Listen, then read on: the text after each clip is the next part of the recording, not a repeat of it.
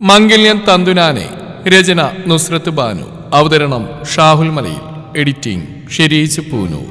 ബാക്കിയുള്ളവർക്ക് ഒരുപാട് സന്തോഷമായി. ദുർഗ പെട്ടെന്ന് സമ്മതിക്കുന്നവരാരും കരുതിയിരുന്നില്ല. അല്ലേന്ന് എനിക്കറിയായിരുന്നു ആന്റി സമ്മതിക്കുന്നു. കണ്ടറിഞ്ഞൂടെ ആന്റി ഒരു പാവാണെന്ന്. അരുൺ ഉറക്കിയൊരു ചിരിയോടെ പറഞ്ഞു. ദുർഗയുടെ നോട്ടം കണ്ടതും അവന്റെ മുഖത്തെ ചിരി പാടെ മാഞ്ഞു. അവരെ നോക്കിയൊരു വിളറിയ ചിരി നൽകി. എന്നാലും ഞങ്ങൾ ഇറങ്ങട്ടെ, പിന്നെ വരാം. ഇനി അധികം നിൽക്കുന്ന പന്തിയില്ലെന്ന് തോന്നി അരുൺ എല്ലാവരും കൂടെ പറഞ്ഞു. അങ്ങനെ എല്ലാവരോടും യാത്ര പറഞ്ഞ വീട്ടിൽ നിന്ന് ഇറങ്ങി. അവരെ യാത്രയാക്കുമ്പോൾ ശിവ വല്ലാത്ത സന്തോഷത്തിലായിരുന്നു. ഒരു മൂളിപ്പാട്ട് പാടി ചിരിയോട് അവൾ അകത്തേക്ക് കയറിയതും നിക്ക്. ദുർഗയുടെ ശബ്ദം കേട്ടതും അവൾ അവരെ നോക്കിക്കൊണ്ട് അടുത്തേക്ക് ചെന്നു. സന്തോഷിക്കുന്നൊക്കെ കൊള്ളാം, പക്ഷെ ഒരു കാര്യം, നീ പോയി വന്ന ഉടനെ ദേവനായിട്ടുള്ള വിവാഹം നടക്കൂ. ഞാൻ പറയുന്നില്ല, നീ അനുസരിക്കാറുണ്ടെന്നല്ലേ പറഞ്ഞു. അപ്പൊ പിന്നെ ഈ കാര്യത്തിൽ നീ എൻ്റെ വാക്ക് അനുസരിക്കണം. ശിവ പകപ്പോടെ നോക്കി അവരെ. അത് അമ്മായി, ഞാൻ പറഞ്ഞല്ലോ, ഞാൻ ദേവേണ്ണ അങ്ങനെയൊന്നും കണ്ടിട്ടില്ല. ഒരു ഏട്ടന്റെ സ്ഥാനത്ത് മണ്ടത്തരം വിളിച്ചു പറയാ ശിവ. അവനൊരിക്കലും നിനക്ക് ഏട്ടനല്ല. അവനെനിക്ക് നന്നായിട്ട് അറിയാം. നിന്നെ എല്ലാം കൊണ്ടും നല്ലപോലെ നോക്കാൻ കരുത്തുള്ളവനവൻ. അമ്മായി പറയുന്നതൊക്കെ ശരിയാവും, പക്ഷെ അമ്മായി എനിക്ക് കുറച്ചുകൂടെ സമയം താ. ഇനി ഒരു 6 മാസം കൂടെ, അത് കഴിഞ്ഞ പിന്നെ എക്സാം കഴിയും. അതുകൂടെ കഴിഞ്ഞിട്ട് അമ്മായി നമുക്ക് ഇതൊക്കെ. അതേ ദുർഗെ, ഏതായാലും ഇത്രയും കാത്തുന്നില്ലേ. ഇനി അവളുടെ പഠിത്തം കഴിയാൻ 6 മാസം കൂടെ അല്ലേ ഉള്ളൂ. അതുവരെയെങ്കിലും നീ ക്ഷമിക്കേണ്ട ദുർഗ. ശരി, നിങ്ങൾ പറഞ്ഞ 6 മാസം. അത് കഴിഞ്ഞ് അവളുടെ കഴുത്തിന് ദേവൻ താലിയാർത്തിരിക്കും. അതിലൊരു മാറ്റം ഉണ്ടാവില്ല. അമ്മായി പറയുന്നൊന്നും ഞാൻ അനുസരിക്കാതിരുന്നിട്ടുണ്ടോ? ഇല്ലല്ലോ. അപ്പൊ പിന്നെ അമ്മായിന്റെ കാര്യത്തിന് ടെൻഷനാവണ്ട. അത്രമാത്രം പറഞ്ഞ ശിവ മുറിയിലേക്ക് പോയി. നമ്മളെ വെച്ച് നോക്കുമ്പോൾ നമ്മളെക്കാൾ കുറച്ച് ഉള്ളവരല്ലേ അവര്. മാത്രമല്ല ദേവൻ നമുക്ക് കുഞ്ഞിലെ അറിയുന്നല്ലേ. ലക്ഷ്മിയും ചന്ദ്രനൊക്കെ അവളെ സ്വന്തം മോളെ പോലെ സ്നേഹിക്കും. നീ പറഞ്ഞോക്കെ ശരിയാ. ആ കാര്യത്തിൽ നിന്നെക്കാൾ ഉറപ്പ് എനിക്കുണ്ട്. എന്നാലും എന്നാലും ഇല്ല. ഇനി അവനേക്കാൾ അവൾക്ക് യോഗ്യനായിട്ട് ഏത് കൊട്ടാരത്തിലെ ചക്രവർത്തിയെ നിങ്ങൾ കൊണ്ടുവരാൻ പോകുന്നത്? ഞാനൊന്നും പറയുന്നില്ല. സത്യം ദുർഗയെ ഇരുത്തി നോക്കി പല്ലടിച്ച് അകത്തേക്ക് പോയി. ദുർഗ സത്യം പോകുന്ന നോക്കി ചുണ്ടുകൊട്ടി അടുക്കളയിലേക്കും പോയി. ഒരു ഇരുമ്പലോടെ അവന്റെ കാർ ആ ഓഡിറ്റോറിയത്തിന് മുമ്പിൽ വന്ന് നിന്നു. ഒരു കൂട്ടം കാർഡ്സ് വന്ന് തിക്കി തിരക്കുന്ന ആളുകളെല്ലാം വകഞ്ഞു മാറ്റി. പിൻ സീറ്റിലെ ഡോർ തുറന്നു അവൻ പുറത്തേക്ക് ഇറങ്ങി. As one the best young business man award of the year, Ashok Gupta, managing director of Kailasam group. സ്റ്റേജിലേക്ക് കയറുമ്പോൾ ആങ്കറുടെ ശബ്ദം കാണികളിലേക്ക് അലയടിച്ചു. തിളങ്ങുന്ന അവന്റെ കടും കാപ്പി മിഴികളും ചെമ്പൻ മുടിയും കാണികളിലെ പെൺമനസ്സുകളെല്ലാം വല്ലാതെ പുളകം കൊള്ളിച്ചു. അവാർഡ് ഏറ്റുവാങ്ങി സ്റ്റേജിൽ നിന്നിറങ്ങുമ്പോൾ കാണികളിൽ നിന്നും AG എന്ന ആർപ്പുളികൾ ഉയർന്നുകൊണ്ടിരുന്നു. കൺഗ്രാറ്റുലേഷൻസ് മൈ ജാൻ. തനിക്ക് നേരെ കൈകൾ നീട്ടിയ ഒരു പുഞ്ചിരിയോടെ പറയുന്ന സരസിനെ കണ്ട് അശോക് നിറഞ്ഞ ചിരിയോടെ അവനെ വാരിപ്പുഴന്നു. Thank you my bro. ഒരു പുഞ്ചിരിയോടെ തന്റെ കയ്യിൽ അവാർഡ് സരസിന്റെ കയ്യിലേക്ക് കൊടുത്തു. This is not only because of my efforts but because of your efforts too. ഇല്ല അശോക്, ഞാൻ ശ്രമിച്ചതിനേക്കാൾ കൂടുതൽ നീ തന്നെയാണ് ഇതിനുവേണ്ടി കഷ്ടപ്പെട്ടല്ല. ഞാൻ ഒറ്റയ്ക്ക് നീ ചെയ്തിരുന്നെങ്കിൽ ഇതിൻ്റെ അടുത്ത് പോലും ഞാൻ എത്തിയില്ല. എൻ്റെ പാഷൻ ബിസിനസ് അല്ല, അത് നിനക്ക് നന്നായിട്ട് അറിയുന്നല്ലേ. So it belongs only to you. Saras ഒരു ചിരിയോടെ പറഞ്ഞ് അശോകിന്റെ കൈകളിലേക്ക് തന്നെ വെച്ചു കൊടുത്തു. പിന്നെ അശോക്, മമ്മയും ഗ്രാൻമയും വിളിച്ചിരുന്നു. പപ്പയും അമ്മയും നാട്ടിലെത്തിയിട്ടും നമ്മൾ കാണാത്തതിൻ്റെ പരാതിയാ. സരസ് പറഞ്ഞു നിർത്തിയതും അശോകിന്റെ മുഖം ദേഷ്യം കൊണ്ട് വിറച്ചു. No Saras, I am not coming, you go. Ashok, നീ ഇല്ലാതെ എങ്ങനെയാ? അവളെ നമുക്ക് കണ്ടുപിടിക്കാം അശോക്. ഞാനല്ലേ പറയുന്നത്, ഇത്തവണ നമ്മൾ നിന്റെ നിധിയെ കണ്ടുപിടിച്ചിരിക്കും. ഇത് ഈ സരസിന്റെ വാക്കാ. ഈ ഭൂമിയിൽ എവിടെയുണ്ടെങ്കിലും അവളെ നിനക്കുമ്പിൽ കൊണ്ടെത്തിച്ചിരിക്കും ഞാൻ അശോക്. അതുകൊണ്ട് ഇപ്രാവശ്യം നമ്മൾ ഒരുമിച്ച് നാട്ടിലേക്ക് പോകുന്നു. നിന്റെ നിധിയെ കണ്ടെത്തി ഇനി എന്നും നിന്റെ കൂടെ കൂട്ടും അവളെ. സരസിന്റെ വാക്കുകൾക്ക് വാടിയൊരു പുഞ്ചിരി മാത്രമായിരുന്നു അശോകിന്റെ മറുപടി. ഒരിക്കൽ നാട്ടിലേക്ക് എത്തിയപ്പോൾ അവളെ അന്വേഷിച്ച് ഇറങ്ങിയതാണ്. കണ്ടെത്താൻ കഴിഞ്ഞില്ല. വീട്ടിൽ അവതരിപ്പിച്ചവൾ ഗ്രാൻമയ്ക്കല്ലാതെ ആർക്കും വലിയ താല്പര്യം താൻ കണ്ടില്ല. അന്ന് എല്ലാവരോടും ദേഷ്യപ്പെട്ട് ഇറങ്ങിപ്പോകുന്നതാണ്. നീ ഇങ്ങനെ വിഷമിക്കാതെ, ഞാൻ നാട്ടിലേക്ക് ടിക്കറ്റ് എടുക്കട്ടെ? വേണ്ട, അടുത്ത വീക്ക് ബാംഗ്ലൂർ വെച്ച് പുതിയൊരു ബിസിനസ് ഡീലുണ്ട്. സോ ഇന്ന് ഇവിടുന്ന് ഡൽഹിയിലേക്ക്, അവിടുന്ന് വർമ്മ സാറിൻ്റെ അടുത്തേക്ക് പോയി അവിടുന്ന് ഒരുമിച്ച് ബാംഗ്ലൂർ, അത് കഴിഞ്ഞ് നേരെ നാട്ടിലേക്ക്. ഓക്കെ മൈജ, അപ്പം നീ റെസ്റ്റ് എടുക്കുക, ഞാൻ പോയി ബാക്കി കാര്യങ്ങൾ ചെയ്യട്ടെ. സരസ് പുറത്തേക്ക് പോയതും അശോക് റെസ്റ്റ് റൂമിലേക്ക് കയറി. തൻ്റെ ബാഗ് തുറന്ന് അതിൽ സൂക്ഷിച്ചു വെച്ച ഡയറി എടുത്തു. അതിൻ്റെ ആദ്യ പേജ് തുറന്നു അതിൽ കാണുന്ന തൻ്റെ കൈകളാൽ വരച്ച നിധിയുടെ ചിത്രത്തിലേക്ക് നോക്കി. അവൻ്റെ ചൊടിയിൽ നേർത്തൊരു പുൻസിരി വിടർന്നിരുന്നു. അശോക്. പതിയെ കണ്ണുകളടച്ച അശോകിന്റെ മുന്നിൽ തന്നെ കൊഞ്ചി വിളിച്ച് ഓടി വരുന്ന നിധിയുടെ മുഖം നിറഞ്ഞു നിന്നു. നിധി, ഈ ലോകത്തിന്റെ ഏത് കോണിൽ ചെന്നൊളിച്ചാലും ഈ അശോക് നിന്നെ കണ്ടെത്തിയിരിക്കും. നിധി, ഒരിക്കലും എന്നെ മറക്കില്ല. നീ പറഞ്ഞ വാക്ക്, അത് മാത്രം മതി. നീ എവിടെയാണെങ്കിലും നിന്നെ എനിക്ക് കണ്ടെത്താൻ. എനിക്ക് ഉറപ്പുണ്ട് നീയും ഏതോ കോണിൽ എന്നെയും കാത്തിരിക്കുന്നുണ്ടെന്ന്, അല്ലേ നിധി? ആ ഡയറി തന്നെ നെഞ്ചോട് ചേർത്ത് മനസ്സിൽ ഓരോന്ന് പറഞ്ഞുകൊണ്ടിരുന്നവൻ. അല്ല ശിവ, അപ്പൊ 6 മാസം കഴിഞ്ഞ ദേവനെ നീ വിവാഹം കഴിക്കോ? എന്റെ ജൂഹി, ഇത് ശിവയാ. ഇപ്പൊ തൽക്കാലം നമുക്ക് ബാംഗ്ലൂർ, അത് കഴിഞ്ഞ് 6 മാസം കഴിഞ്ഞിട്ടല്ലേ കല്യാണം. നമുക്കത് അപ്പം നോക്കാം. അതെനിക്ക് എങ്ങനെയും ദേവേൻ്റെ മനസ്സ് മാറ്റിയെടുക്കണം. അത് അത്ര പെട്ടെന്നൊന്നും നടക്കുമെന്ന് എനിക്ക് തോന്നുന്നില്ല. പുള്ളി അറിഞ്ഞിടത്തോളം നിന്റെ കാര്യം മാറ്റി വെച്ച് ബാക്കി എന്നും ചിലപ്പോൾ പുള്ളി സമ്മതിക്കും. ഈ കാര്യം മാത്രം അതൊക്കെ അപ്പോഴല്ലേ. ഇപ്പം നിങ്ങളിത് പറ, എന്താ പ്ലാന് പ്രത്യേകിച്ച് പറയണം. 4 ദിവസത്തെ കല്യാണം, അത് നമ്മൾ അടിച്ചു പൊളിക്കും. ശേഷം എന്തെങ്കിലും കാരണം പറഞ്ഞാൽ ഒരു 2-3 ദിവസം കൂടി നിന്റെ അമ്മായിയെ പറഞ്ഞ് പറ്റിച്ച് അടിച്ചു പൊളിക്കും. അരുൺ നല്ല സന്തോഷത്തോടെ പറഞ്ഞു. കാര്യമൊക്കെ കൊള്ളാം, പക്ഷെ അമ്മായി എങ്ങനെ? പറയുന്നതോടൊപ്പം ശിവ ചിന്തിച്ചുകൊണ്ടിരുന്നു. അതൊക്കെ നമുക്ക് അപ്പം നോക്കാം ശിവ. ഋതിക അവിടെ തോളിൽ പിടിച്ചുകൊണ്ട് പറഞ്ഞു. അല്ല, ഞാനൊരു കാര്യം ചോദിക്കട്ടെ, അമ്മായി നീ കല്യാണത്തിന് സമ്മതിച്ചുകൂടെ മുന്നിൽ കണ്ടിട്ടല്ലേ വിട്ട്? അപ്പോൾ പിന്നെ നിനക്ക് നമ്മൾ ബാംഗ്ലൂരാണെന്ന് പറഞ്ഞ പോരെയുന്നോ? ബെസ്റ്റ്. എന്നാൽ പിന്നെ അമ്മായി സമ്മതിച്ചാലും എൻ്റെ കൂടെ എൻ്റെ ശങ്കരൻകുട്ടിക്ക് വരാൻ വിടുന്ന ദേവേട്ടനെ ആയിരിക്കും. അയ്യോ അത് വേണ്ട എൻ്റെ പൊന്നു ശിവ, അറിയാതെ പോലും പറഞ്ഞു പോരുതേ. അവിടുന്ന് പടിയിറങ്ങി വരെ എറണാകുളം എന്നല്ല നിന്റെ നാവിന്ന് വന്നു പോരുത്. അതൊക്കെ ഞാനിറ്റു. അപ്പോൾ ഗൈസ്, നാളെ ക്ലാസ് കഴിഞ്ഞ് നമുക്ക് പർച്ചേസ് കൂടെ ചെയ്യാം. അങ്ങനെ 2 ദിവസം കൂടെ കഴിഞ്ഞ ശിവ സന്തോഷത്തോടെ തുള്ളിച്ചാടി. ഈ 2 ദിവസം എങ്ങനെയെങ്കിലും തീർന്നു കിട്ടണമെന്നായിരുന്നു എല്ലാവർക്കും. തങ്ങൾ അത്രമേൽ കൊതിച്ചുകൊണ്ടാവാം ഈ 2 ദിവസത്തിന് വല്ലാത്ത ദൈർഘ്യമുള്ള പോലെ തോന്നിയവർക്ക്. പോകുമ്പോൾ കൊണ്ടുപോകാനുള്ള ഡ്രസ്സ് സാധനങ്ങളെല്ലാം പാക്ക് ചെയ്ത് വെച്ച ശിവ നാളെ രാവിലെയാണ് പോകുന്നത്. അതിൻ്റെ സന്തോഷവും എന്നാൽ അത് മുടങ്ങരുതെന്ന പ്രാർത്ഥനയുമാണ് ശിവക്ക്. ചേച്ചി ദേൻ്റെ ബാഗ് റെഡി പറഞ്ഞുകൊണ്ട് തൻ്റെ ബാഗ് കൊണ്ടുവന്ന് ശങ്കരൻ. ചേച്ചി എന്നാ നേരം പുലരാത്ത? ഞാൻ നേരത്തെ നോക്കുമ്പോൾ 8 മണി, ഇപ്പോൾ നോക്കുമ്പോൾ 8:15. സമയം പോകുന്നേ ഇല്ല. അത് തന്നെയാണ് എൻ്റെ അവസ്ഥ. സാർ നമുക്ക് ഫുഡ് കഴിച്ച് പോയി ഉറങ്ങാം, നീ വാ പറഞ്ഞുകൊണ്ട് മുന്നോട്ട് നോക്കിയതും അവിടെ തലയും താഴത്ത് നിൽക്കുന്ന ശരണ്യെ കണ്ടു. എന്താ ചേച്ചിയുടെ മോൾക്കൊരു വിഷമം? ഒന്നും അറിയാത്ത പോലെ. ചേച്ചി ഇവനല്ലേ കൊണ്ടുപോകുന്നു, എന്നെ അല്ലല്ലോ. അശോടാ, ഇത്തവണ ഇവൻ ചാടി കയറി ഏറ്റില്ലേ. 2 പേരും പോകുന്ന അവിടുത്തെ കാര്യങ്ങൾ അപ്പം പറയിച്ച് ചേച്ചിയാരെ ഹെൽപ്പ് ചെയ്യുക. ഇനി നെക്സ്റ്റ് ടൈം പോകുമ്പോൾ ഉറപ്പായിട്ട് നിന്നെ കൂട്ടാം. ശരിക്കും? സത്യം കേട്ടോടെ ശങ്കരൻകുട്ടി, ഇനി അടുത്ത തവണ ഉള്ളതായിരിക്കും കേട്ടോ. നോക്കാം. നീ കണ്ടോ ചേച്ചി, ഇവൻ സമ്മതിക്കില്ല. അവനല്ല, ദേ നിന്റെ ശിവചേച്ചിയാ പറയുന്നത്. വിഷമത്തോടൊന്ന് മൂളി ശരണ്യ. എന്താ 3 പേരും കൂടെ ഒരു ചർച്ച? ദുർഗയുടെ ശബ്ദം കേട്ടതും 3 പേരും മുന്നോട്ട് നോക്കി. ഒന്നുമില്ല അമ്മായി, ഞങ്ങൾ വെറുതെ ഇത് നല്ല ടൗണിൽ പോയപ്പോൾ എനിക്ക് വേണ്ടി വാങ്ങിയതാ. ഒരു കല്യാണത്തിന് പോവല്ലേ, അപ്പോൾ അവിടെ ചെന്ന് നിന്റെ കോലം കെട്ട് വേഷം ഇട്ടുകൊണ്ട് മറ്റൊരു മുമ്പിൽ പോയി നിന്നേക്കരുത്. ഒരു ഗൗരവത്തോടെ അവളുടെ കയ്യിലേക്ക് ഒരു കവർ വെച്ച് കൊടുത്തു. ഇതും കൂടെ എടുത്തു വെച്ചേക്ക്, എന്നിട്ട് കഴിക്കാമോ? നാളെ രാവിലെ നേരത്തെ പോകുന്നല്ലേ, വേഗം ഉറങ്ങാൻ നോക്ക്. ഇതും കൂടെ എടുത്തു വെച്ചേക്ക്, എന്നിട്ട് കഴിക്കാമോ? നാളെ രാവിലെ നേരത്തെ പോകുന്നല്ലേ, വേഗം ഉറങ്ങാൻ നോക്ക്. ദുർഗ അത്രയും പറഞ്ഞ് മുറിയിൽ നിന്നും പുറത്തേക്ക് പോയി. ഞാൻ വിചാരിച്ചു അമ്മ കേട്ടെന്ന്. എന്നാ നാളത്തെ പോക്ക് അവസാനിച്ചേനെ.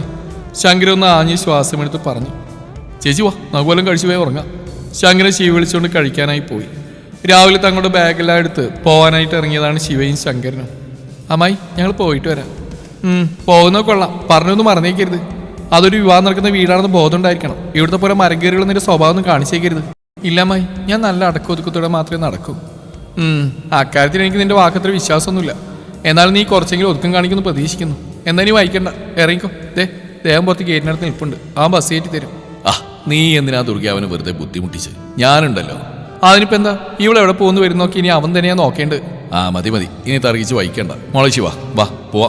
ശിവ ഒന്നുകൂടെ അമ്മായിയോടും ശരണ്യയോടും എല്ലാം പറഞ്ഞ് വീട്ടിൽ നിന്ന് ഇറങ്ങി. ഗേറ്റ് മുമ്പിൽ നിർത്തിയിട്ട് ദേവന്റെ കാറിനടുത്തെത്തിയതും തനിയിലേക്കുള്ള ദേവന്റെ നോട്ടം കണ്ടതും ശിവ അത് കണ്ട ഭാവം നടിക്കാതെ ശങ്കരൻ നോക്കി സംസാരിച്ച് നടന്നു. എല്ലാവരും കയറിയും ദേവൻ കാറെടുത്തു. ബസ് സ്റ്റോപ്പിൽ എത്തിയപ്പോഴേ ശിവയുടെ കൂട്ടുകാരോട് എത്തിയിരുന്നു. ദേവൻ ഡിക്കിയോർന്ന് അവരുടെ ബാഗ് എടുത്തു. ശിവ, തനിക്ക് എന്നോടെങ്കിലും പറയായിരുന്നു ബാംഗ്ലൂർക്കാ പോകുന്നെന്ന്. ഞാനൊരു തടസ്സവും നിൽക്കില്ല ശിവ. നിന്റെ ഇഷ്ടങ്ങൾക്കോ സ്വപ്നങ്ങൾക്കോ ഒരു തടസ്സക്കാരനായ ഭർത്താവ് ആവാനല്ല എനിക്കിഷ്ടം. അതുകൊണ്ട് തന്നെ ഒന്നിനും ഞാൻ എതിർക്കില്ല ശിവ. ശിവ ദേവനൊരു പതറലോടെ നോക്കി. പേടിക്കണ്ട, ഞാൻ അമ്മയോടൊന്നും പറയില്ല. അമ്മാവൻ എന്നുള്ള വിശ്വാസം കൊണ്ട് പറഞ്ഞു, അത് ഞാൻ തെറ്റിക്കില്ല. പക്ഷേ നീ ഇന്നലെ ഞാൻ വന്നപ്പോഴേ എന്നോട് പറയുന്ന കരുതി. സാറില്ല, പക്ഷെ 6 മാസം, ഈ 6 മാസം കഴിഞ്ഞാൽ പിന്നെ ഈ ശിവ ഈ ദേവന്റെ സ്വന്തമായിരിക്കും. ഉറച്ച വാക്കുകളോടെ പറഞ്ഞ് അവളുടെ ബാഗ് കയ്യിലേക്ക് വെച്ച് കൊടുത്തു. ശിവ ഒന്നും തന്നെ മിണ്ടിയില്ല. അവൾ തന്റെ ബാഗ് എടുത്ത് തന്റെ കൂട്ടുകാരുടെ അടുത്തേക്ക് ചെന്നു. വൈകാതെ തന്നെ മാമിയോടും ദേവനോടും യാത്ര പറഞ്ഞ് ശിവയും തന്റെ കൂട്ടുകാരും ബാംഗ്ലൂരിലേക്കുള്ള യാത്ര തുടങ്ങി. മണിക്കൂറുകൾ നീണ്ട യാത്രയ്ക്ക് ശേഷം വൈകിട്ടാണ് അവർ ബാംഗ്ലൂർ എത്തിയത്. ഫോൺ റിങ് ചെയ്തും ശിവ ഫോണിലേക്ക് നോക്കി ഒന്ന് ആഞ്ഞു ശ്വസിച്ചു. എന്റെ പൊന്നു ശിവ, നീ ഒന്നില്ലെങ്കിൽ ആ ഫോണിൽ സ്വിച്ച് ഓഫ് ചെയ്യും, അല്ലെങ്കിൽ എടുത്ത് എറിഞ്ഞ് പൊട്ടിക്ക്. നിന്റെ അമ്മ ആ സ്ത്രീക്ക് പ്രാന്താടി. ഇതിപ്പോ ഒരു 200ാമത്തെ കോളാവും. എത്തിയാ വിളിക്കാതെ കൊണ്ട് വീണ്ടും 10 മിനിറ്റ് കൂടുമ്പോൾ എന്നെ വിളിച്ച് നീ ആ സ്ത്രീക്ക് അവിടെ ഇരിക്കപ്പെടുന്നില്ലെന്ന് തോന്നുന്നു. അത് ചേട്ടാ, എന്റെ അമ്മയ്ക്ക് ചേച്ചിയുള്ള ഇഷ്ടം കൊണ്ടാ. എന്റെ അമ്മയെ ചുമ്മാ അങ്ങനെ കുറ്റം പറയുന്നത് വേണ്ട. ശിവയെ നോക്കി കരിപ്പോടെ പറയുന്ന അരുണിനെ നോക്കി ശങ്കരൻ കണ്ണുരുട്ടിക്കൊണ്ട് പറഞ്ഞു. എടാ നീ കൊള്ളാലോ, അമ്മയെ പറയുമ്പോൾ നിനക്ക് പൊള്ളുന്നുണ്ട്. ഒരു ചിരിയോടെ പറഞ്ഞ് അരുൺ ശങ്കരനെ തോൾ പിടിച്ചു. വീണ്ടും ഫോൺ അടിച്ചതും എന്റെ ശിവേച്ചി ചേട്ടൻ പറയുമ്പോൾ എടുത്ത് എറിഞ്ഞേക്ക്, അല്ല പിന്നെ. പെട്ടെന്ന് ശങ്കരൻ പറയുന്നിട്ട് അരുൺ അവനെ വാ പൊളിച്ച് നോക്കി. നീ കൊള്ളാനാടാ ശങ്കരൻകുട്ടി, നീയാണോ ശരിക്കും ചേച്ചിയുടെ മോൻ? നിങ്ങളൊന്ന് മിണ്ടായിരിക്കും, ഞാൻ ഈ കോളൊന്നും എടുത്തോട്ടെ. ശിവ അവരിൽ നിന്ന് അല്പം മാറി കോൾ എടുത്തു. ഹലോ അമ്മായി. നീ എന്തായാലും ഞാൻ വിളിച്ചിട്ട് എടുക്കാതെ? എത്ര നേരം കൊണ്ട് വിളിക്കുന്നതിനെ? അത് അമ്മായി, ഞങ്ങളിവിടെ ഉച്ചയായപ്പോഴേ എത്തി, അവരുടെ വീട്ടിലെത്തി, പിന്നെ ഞങ്ങളൊന്ന് ഉറങ്ങിപ്പോയി. അതാ അമ്മായി, ഞാൻ അമ്മായി വിളിക്കാൻ നിൽക്കായിരുന്നു. ശരി പറഞ്ഞൊക്കെ ഓർമ്മയുണ്ടല്ലോ.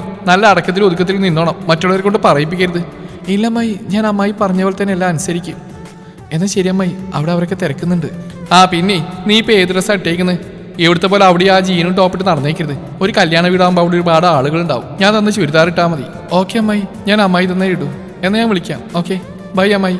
ഒറ്റ ശ്വാസത്തിൽ പറഞ്ഞു. പിന്നെ ഒന്നും തന്നെ പറയാനൊരുക്കാതെ ശിവ ഞാൻ കോൾ കട്ട് ചെയ്തു.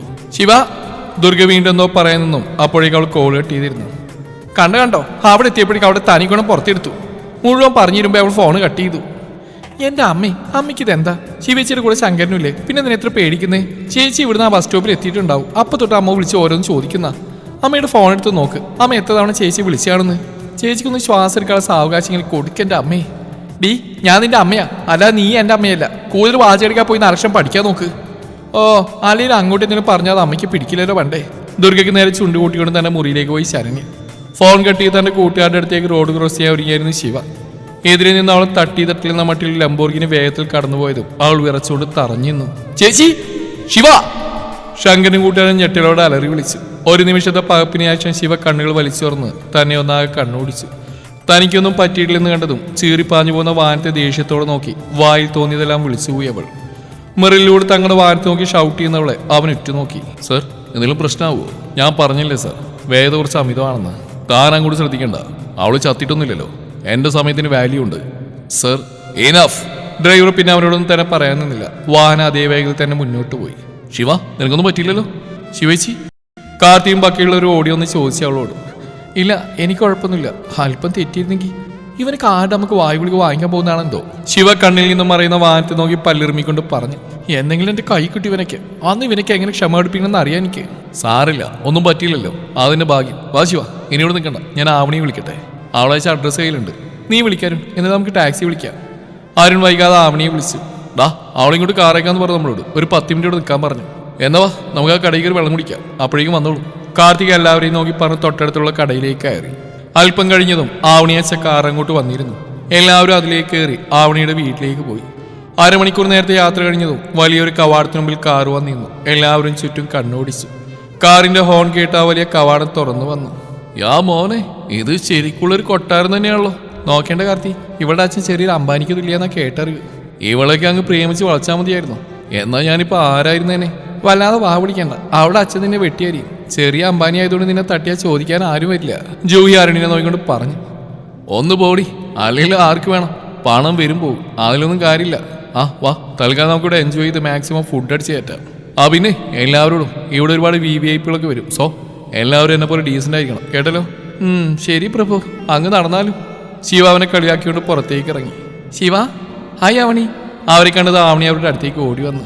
Thanks dears. ശരിക്കും നിങ്ങളൊക്കെ വരുന്നു പറഞ്ഞപ്പോൾ വിശ്വസിച്ചില്ല കേട്ടോ, പ്രത്യേകിച്ച് ശിവ. മോളെ ആവണി, ഇവൾക്ക് ഇത് ബാംഗ്ലൂരല്ല, എറണാകുളാ. അരുൺ കളിയായിക്കൊണ്ട് പറഞ്ഞു. ശിവ അവനെ തുറച്ചു നോക്കിയതും അവൻ അറിയാത്ത പോലെ മിഴികൾ മാറ്റി. നിങ്ങൾ വാ, നിങ്ങൾക്ക് റൂമെല്ലാം സെറ്റ് ചെയ്തിട്ടുണ്ട്, വാടാ. ആവണി എല്ലാവരെയും വിളിച്ച് അകത്തേക്ക് നടന്നു. ഏയ് അശോക്, താങ്ക്സ് ലോട്ട്. നിങ്ങൾ ചിലപ്പോഴെത്തുമെന്ന് പറഞ്ഞപ്പോൾ ആകെ ഒരു വിഷമായിരുന്നു. ഇപ്പൊ ഞാൻ സന്തോഷമാണോ. എവിടെ നിന്ന് എല്ലാ VVIPകളും പ്രത്യേക റൂം ഒരുക്കിയിട്ടുണ്ട്. അതിലൊന്നും നിങ്ങൾക്കുള്ള കൂടെയാ. എടോ വേൽ, താനിങ്ങി വന്നേ. ആവണിയുടെ അച്ഛൻ തന്നെ കാര്യസ്ഥൻ വേലിനെ വിളിച്ചു അടുത്തേക്ക്. എന്താ സർ? ഇവർ നമ്മുടെ മെയിൻ ഗസ്റ്റാ, അശോക് ഗുപ്ത ആൻഡ് സരസ് ഗുപ്ത. ഇവർക്ക് ഒരിക്കലുള്ള മുറി കാണിച്ചു കൊടുക്കുക. ദീർഘനേരത്തെ യാത്ര കഴിഞ്ഞിട്ടുള്ള വരവാ, റെസ്റ്റ് എടുക്കട്ടെ. ശരി സർ. സർ, നിങ്ങൾ വരൂ, ഞാൻ മുറി കാണിച്ചു തരാം. വേൽ താഴ്മയോടെ അവരെ ക്ഷണിച്ച് മുകളിലേക്ക് കയറി. മുകളിലെ സ്റ്റെയർ കയറി പോകുന്ന അശോകിന്റെ മിഴികൾ ഫോണിൽ നിന്നും മാറ്റി നോക്കിയതും പെട്ടെന്ന് എന്തോ ഒന്നിലുടക്കി.